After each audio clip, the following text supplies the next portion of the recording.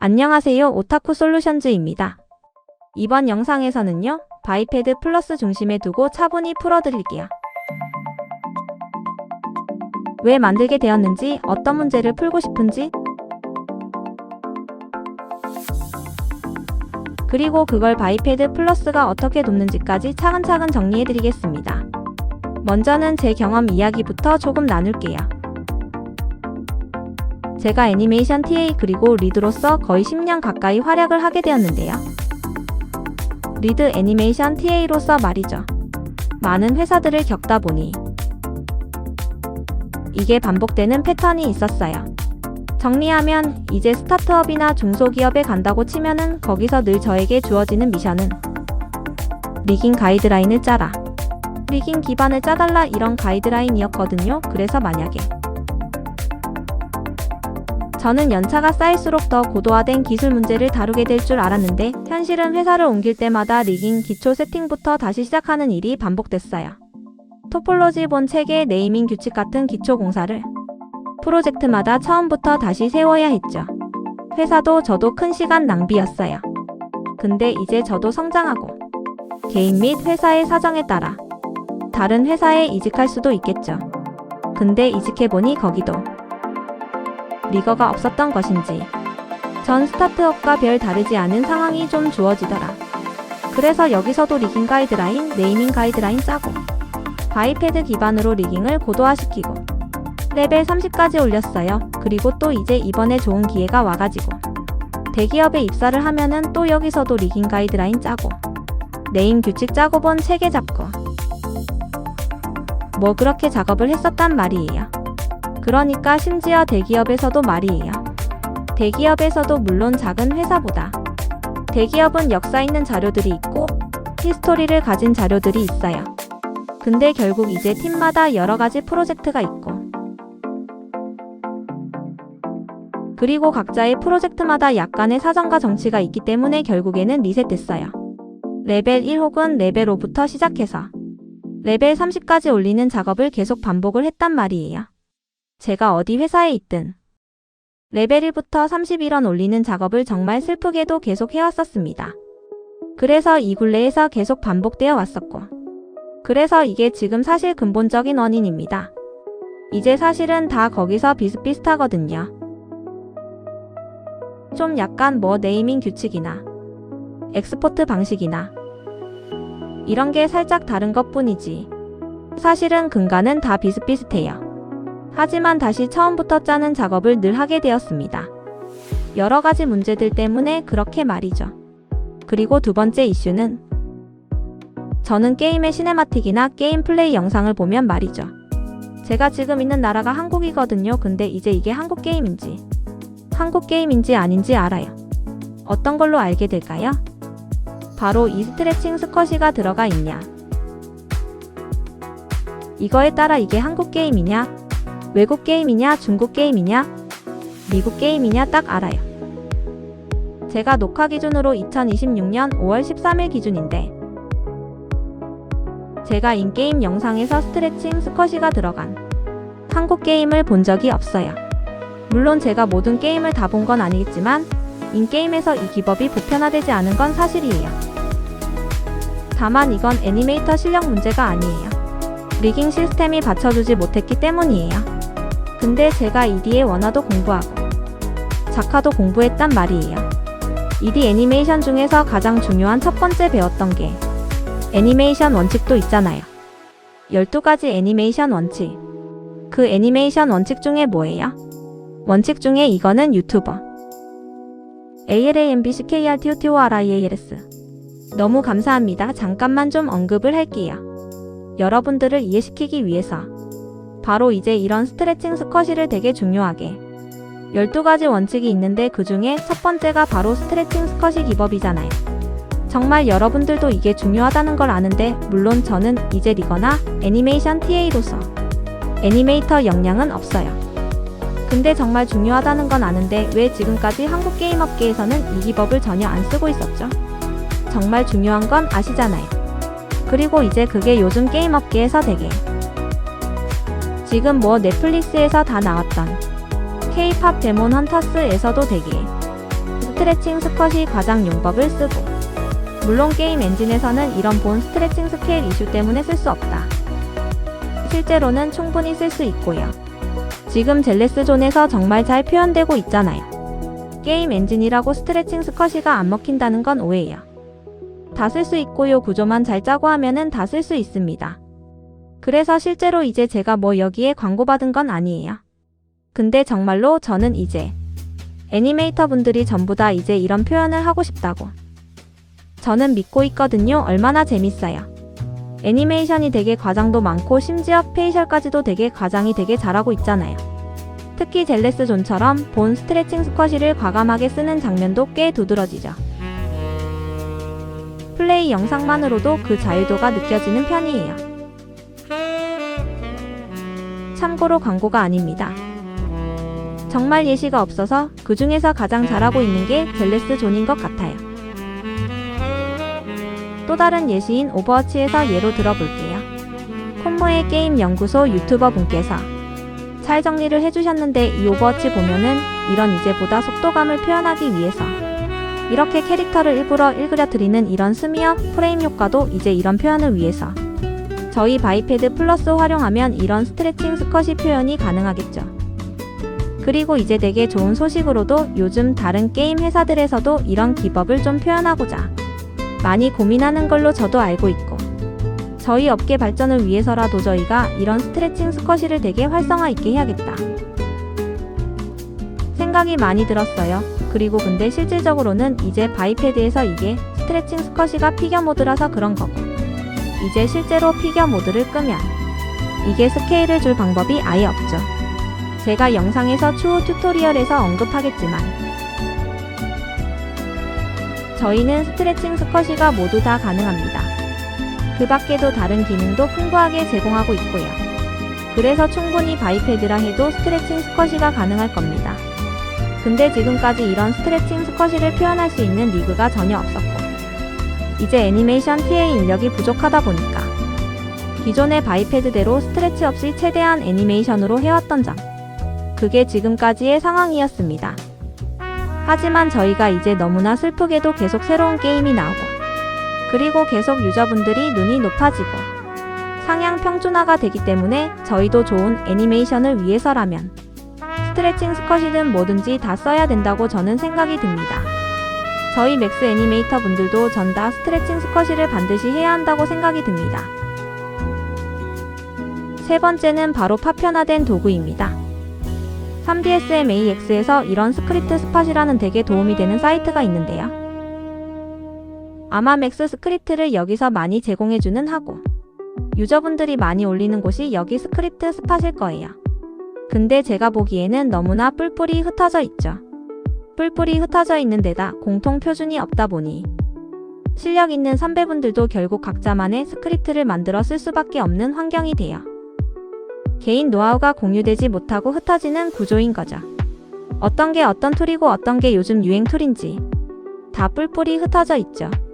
그래도 이런 사이트에 있는 게 너무 감사하죠. 근데 분명한 거는 이런 툴과 스크립트들이 이것저것 많이 뿔뿔이 흩어져 있던 점, 이런 점이 좀 많이 좀 파편화되어 있다.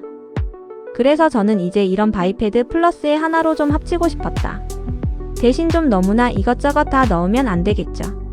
바이패드 플러스는 만능 툴이 아니고, 바이패드 플러스는 바이패드 기반으로 어드밴스한 리깅을 비드를 하고, 그리고 애니메이션 보조할 수 있는 선까지만 한 툴에 모으겠다. 이런 좀 이유가 있었고요. 그리고 이거는 제 개인 이슈일 수도 있는데,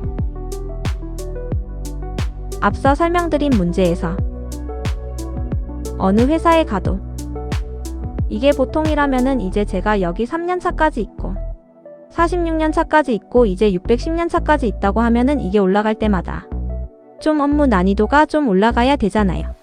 나는 이제 시니어로서 다음 배정될 일은 좀 더 고난이도 업무를 배정받아야 되잖아요. 물론 그렇긴 해요. 근데 큰 틀은 달라지지 않아요. 큰 틀은 제가 여기에 회사에 입사하자 토폴로지 본, 구조 본, 네이밍 규칙 본, 설정 이런 걸 교육을 하고, 또 다음 직장에서도 또 반복적으로 하고, 왜냐하면 거기 계시는 모델러분은 저를 처음 본 거 아니에요? 그리고 그 전에 리거가 없었으니까. 또다시 한 번 교육을 하고 세 번째도 이미 있을 수도 몰라요. 하지만 내가 새롭게 간 프로젝트는 신규 프로젝트고 거기 모델러분은 리거한테 교육받은 적이 없어요. 그래서 또다시 이제 이런 교육을 하죠. 근데 사실은 다 비슷비슷합니다. 다 토폴로지나 네이밍 규칙은 살짝 달라지지만 다 큰 틀에서는 다 똑같습니다. 그래서 제가 이제 바이패드 플러스를 내면서 동시에 가이드라인도 낼 거거든요. 본 네이밍 규칙을 어떻게 하고 하이라키를 어떻게 하는지 그런 작업을 할 겁니다. 근데 앞선 문제가 발생하는 이유가 뭘까요? 이런 왜 병목 현상들이 일어나게 될까요? 진짜 원인이 뭘까요? 아트팀에는 대표적으로 일단은 흔히 떠오르면 모델링, 리깅, 애니메이션, 이펙트 이렇게 지금 나눠진 걸로 알고 있습니다. 뭐 여기 TA도 또 있을 수 있어요. 근데 일단 대표적인 걸로 할게요. 근데 이 세 가지 특징은 뭐죠? 딱 봐도 눈에 띄잖아요. 이제 아트 디렉터나 이제 뭐 PD나 딱 봤을 때 모델링 좀 이런 방향으로 좀 뭐 이런 방향으로 해줘. 애니메이션은 지금 타이밍 좋은데 좀 더 속도가 있게 해줘. 이펙터는 좀 더 화려한 게 좋아. 좀 더 파워풀하게 해줘. 뭐 이렇게 피드백이 원활한 편이에요. 왜냐? 비주얼로 딱 눈에 띄니까. 근데 그늘 제가 아트 디렉터분들과 얘기 나눠보면은 현장에서 보면 리거 입장을 이해 못하는 경우가 많아요. 왜냐하면 그러니까 모델러나 애니메이션이나 이펙터나 딱 다 눈에 띄잖아요. 딱 그 비주얼 통해 직관적으로 딱 알아차리기 쉽잖아요. 그리고 아트 디렉터가 아트를 디렉팅하는 사람이지 이런 데이터 구조나 뼈 구조나 그리고 효율이나 이런 걸 따지는 사람이 아니잖아요. 어떤 구조든 비주얼만 이쁘게 나오면 되는 거니까. 전에는 모르겠지만 제가 겪은 범위에서는 아트 디렉터님의 역할이 그런 쪽에 가깝다고 느꼈어요. 근데 리깅의 여정은 약간 좀 간소화된 엔지니어링이랑 비슷해요. 좀 약간 아키텍처 파일 구조 효율화, 파이프라인 기술 쪽에 가까워가지고 제가 이제 리거로서 애니메이션 TA로서 아트 디렉터님 좀 이런 파일이 구조가 맞습니다. 이렇게 파일 구조를 이렇게 나눠주셔야 됩니다. 이제 애니메이션과 리깅 파일을 나눠주셔야 됩니다. 그리고 이제 레퍼런스 구조를 짜야 됩니다. 이걸 말씀드려도 아트 디렉터님 입장에서는 잘 와닿지 않으세요. 리깅은 눈에 보이는 결과물이 아니니까요. 리깅은 아트팀 안에 있는데 비주얼로 직접 드러나는 파트가 아니다 보니 공감대를 만들기가 쉽지 않아요. 아트 디렉터님들도 이걸 모르시는 게 아니에요.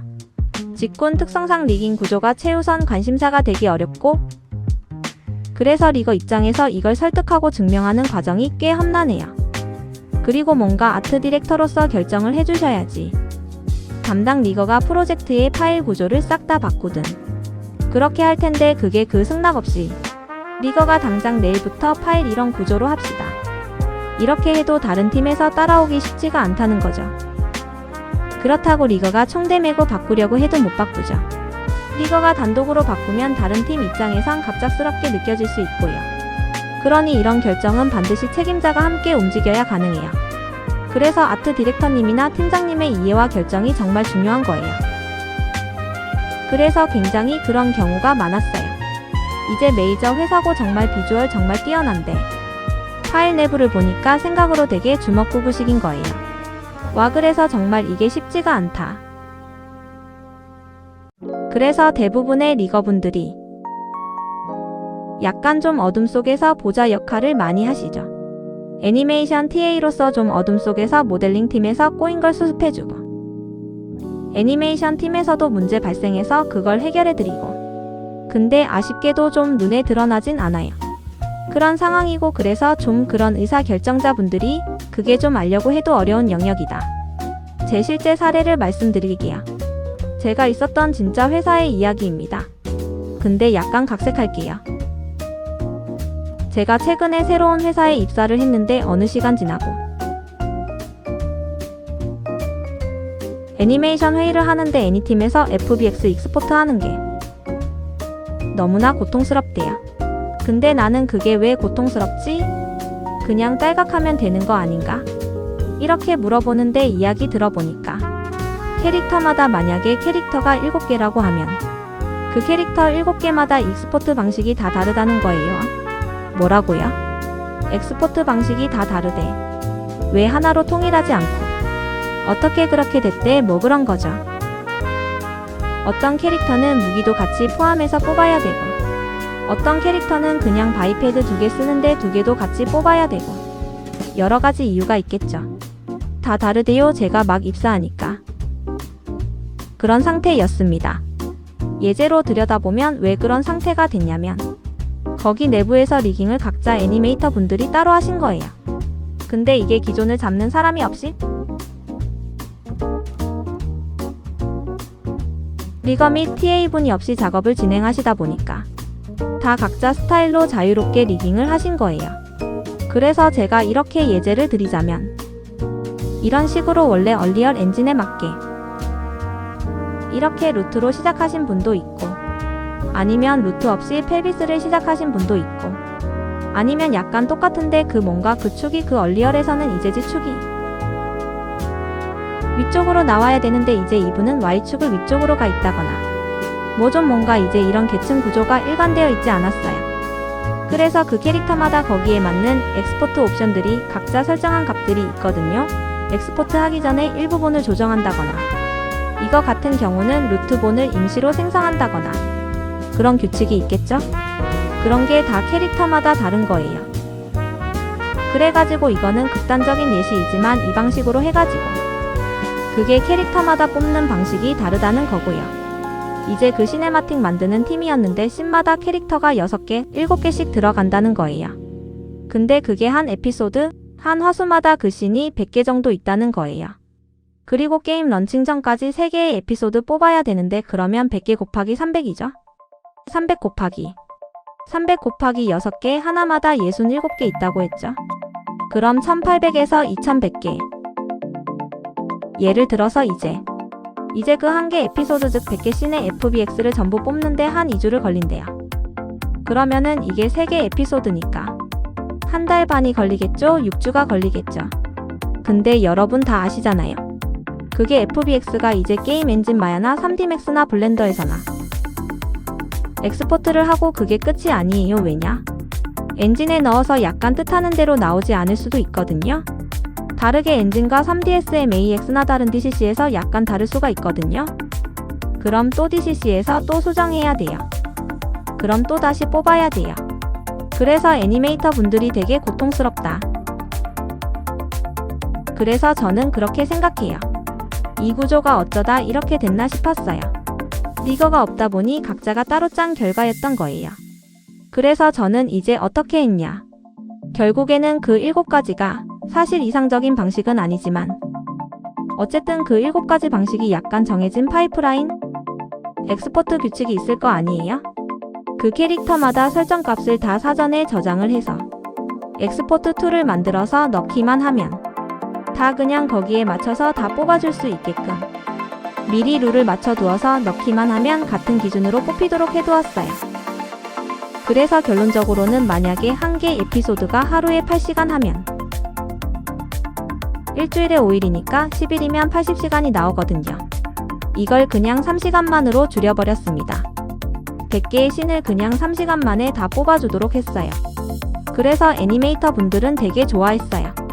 정말 제가 없었으면 정말로 런칭 못할 뻔했다고.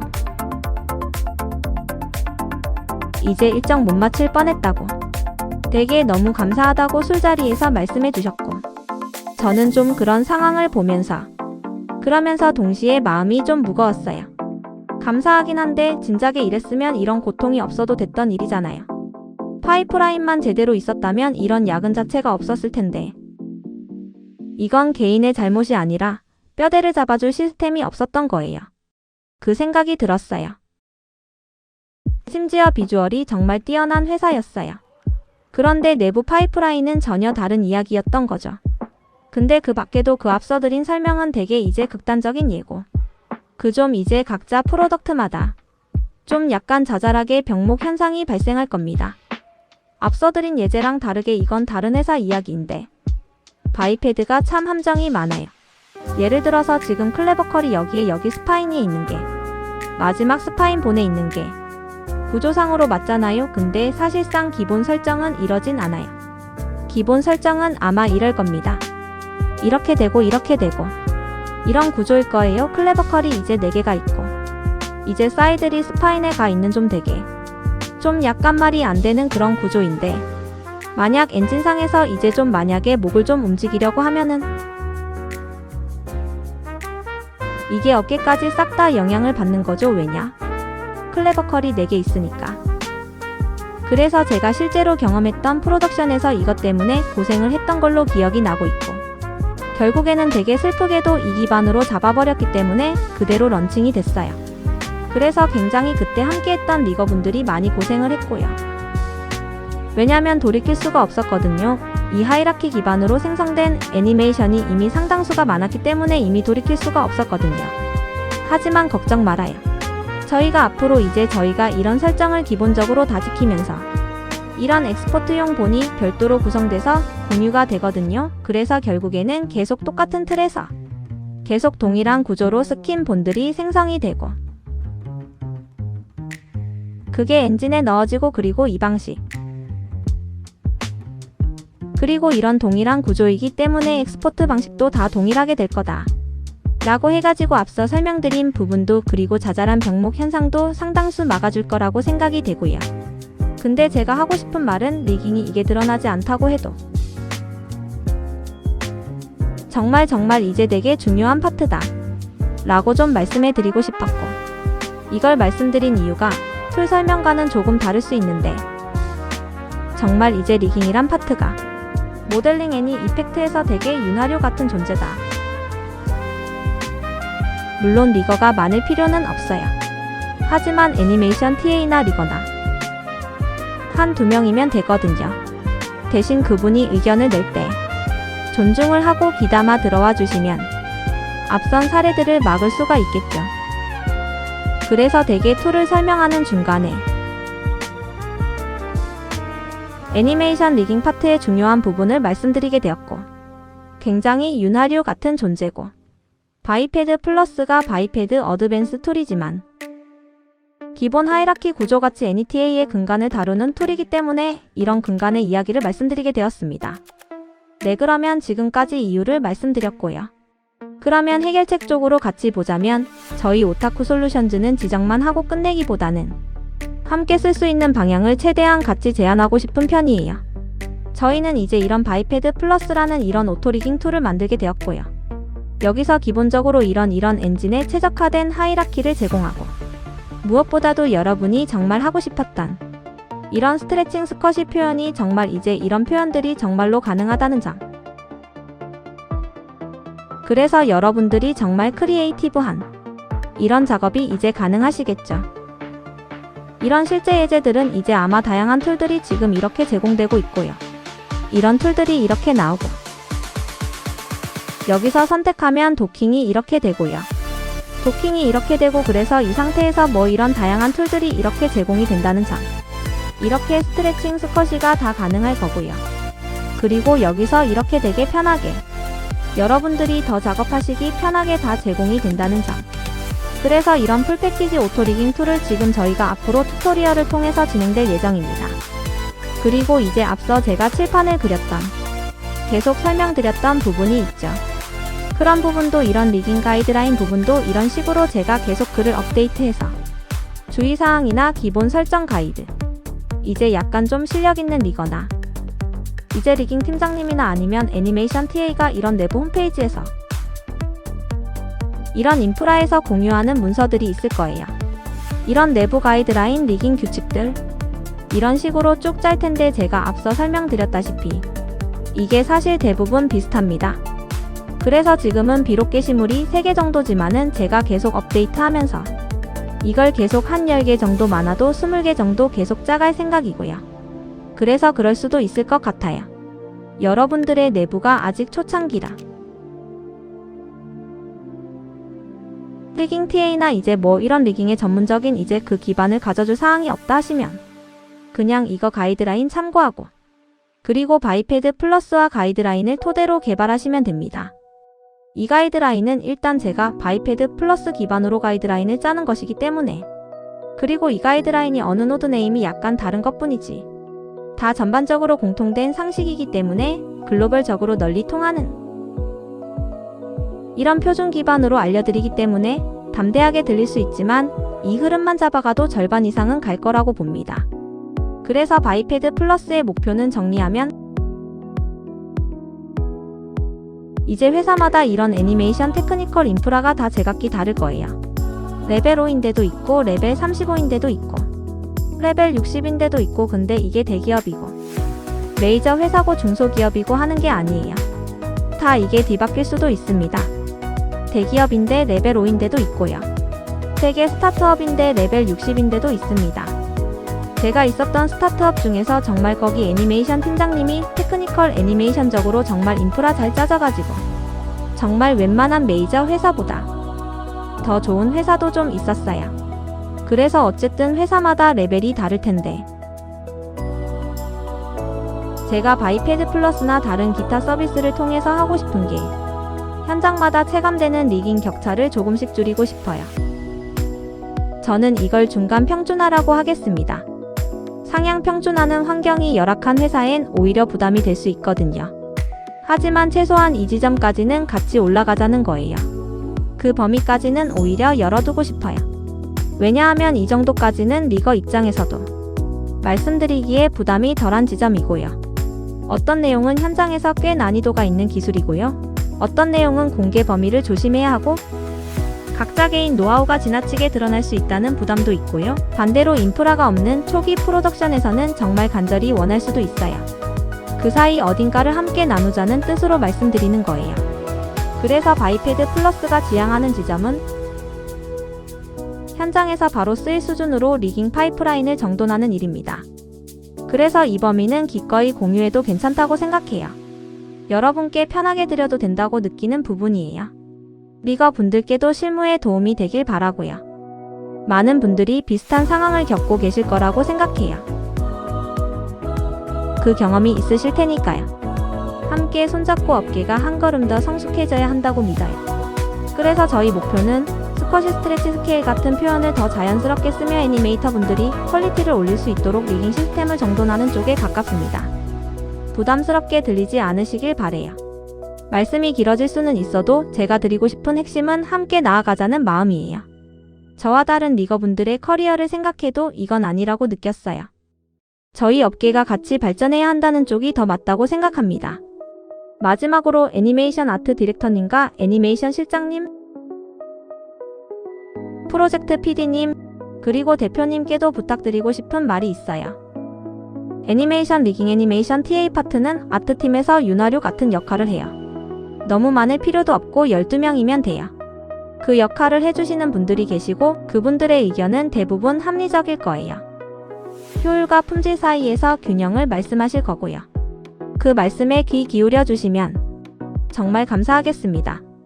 스포트라이트가 리거에게만 머물지는 않아요. 그래도 리거에 손길이 묻어 있고요. 결국 화면에서 빛나는 건 3D 모델러, 애니메이터 이펙터 분들이에요. 리깅 파트는 뒤에서 받쳐주는 경우가 많죠. 그럼에도 리깅이 이 흐름을 떠받치고 있다는 건 한 번쯤 기억해 주시면 좋겠습니다. 얼마나 중요한 파트인지 느끼시면 다른 파트에서도 리깅이 꼭 필요하겠다 싶으실 때는 편하게 말씀해 주시면 감사하겠습니다. 이런 툴을 만들게 되어 너무 기쁘고요. 베타 테스터분들과 피드백 주신 기업들, 응원해 주신 분들께도 정말 감사드립니다. 드디어 공개하게 되었습니다. 게임 업계 전체가 조금이라도 더 나은 리깅 환경을 갖추고 애니메이터 분들이 스쿼시 스트레치 스케일을 자유롭게 활용해 더 좋은 결과물을 내실 수 있길 바랍니다. 다음 영상부터는 빌드 탭부터 차근차근 진행할게요. 오늘도 봐주셔서 감사합니다. 오타쿠 솔루션즈였습니다.